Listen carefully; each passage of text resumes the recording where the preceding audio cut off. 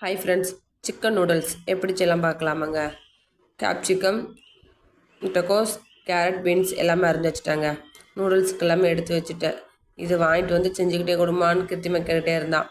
சரிம்மா நான் செஞ்சு தரேன்னு சொல்லிட்டு சிக்கன் நேற்றே ஊற வச்சுருந்தேன். சரி அப்படியே இருந்துச்சு, சரி செஞ்சிடலான்னு சொல்லிட்டு சிக்கன் எல்லாமே நான் முன்னாடியே எடுத்து வச்சுட்டேன். நம்ம பொரிக்கிறதுக்கு முன்னாடி ஒரு லெமன் போட்டு நல்லா அதை பிசைஞ்சு ஒரு 10 நிமிஷம் ஊற வச்சு பொரிச்சோம்னா அந்த புளிப்பு எல்லாமே அந்த சில்லியில் சூப்பராக இருக்குமே, சாப்பிட்றதுக்கு செம்மையாக இருக்கும். கொஞ்சம் உப்பும் கொஞ்சம் லெமனும் போட்டு நல்லா புளிச்சு விட்டு செய்கிறதுக்கு முன்னாடி நான் செய்ய பாதி சாப்பிட்டாங்க 2 பேரும் மாற்றி மாற்றி. போங்கடா எனக்கு இதுதான் இருக்குன்னு சொல்லி எடுத்து தனியாக எடுத்து வச்சுருந்தேன்.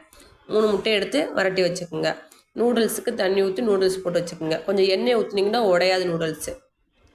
சட்டியை காய வச்சு வெங்காயம் போட்டு கேரட் பீன்ஸை முன்னாடியே போட்டு நல்லா வேக வச்சுருங்க. ஒரு 2 நிமிஷம் நல்லா வதக்கின பிறகு அப்புறம் நூடுல்ஸ் இங்கிட்டு வெந்துருச்சுங்க. அது ஒரு அகலமான தட்டில் எடுத்து போட்டு நல்லா கொஞ்சம் வேக விட்டு எடுத்து கொஞ்சம் நேரம் ஃபேன் காற்றுல வச்சு பாருங்க. ரொம்ப வைக்காதீங்க, இல்லை லப்பர் மாதிரி ஆயிரும் ஃபேன் காற்றுல. நீங்கள் ஃபேன் காற்றுல வைக்காது உரமாக எடுத்து வச்சாலும் கொஞ்சம் நேரம் வச்சுக்கோங்க. அதுக்கப்புறம் முட்டைக்கோசும் கேப்சிக்கன் போட்டு நல்லா வணக்கிடுங்க. வணக்கின பிறகு இந்த எடுத்து வச்சுருக்கோம்ல சிக்கன் இருக்குல்ல, அதெல்லாம் பிச்சு போட்டு அதையும் சேர்த்து நல்லா வணக்கிடுங்க. வணக்கின பிறகு நம்ம முட்டை வறுத்து வச்சுருக்கோம்ல தனியாக, அதையும் சேர்த்து நல்லா வணக்கிடுங்க. அது நல்லா வணக்கின பிறகு மசாலா பொடி போட்டுக்குங்க. சிக்கன் மசாலா, கரம் மசாலா கொஞ்சம் வாங்கிருங்க. எல்லோரும் மசால் டப்பாவில் என்னென்ன போட்டுங்க, நான் மசால் டப்பா போட்டு வச்சுருக்கேன் 5 டப்பாவில்.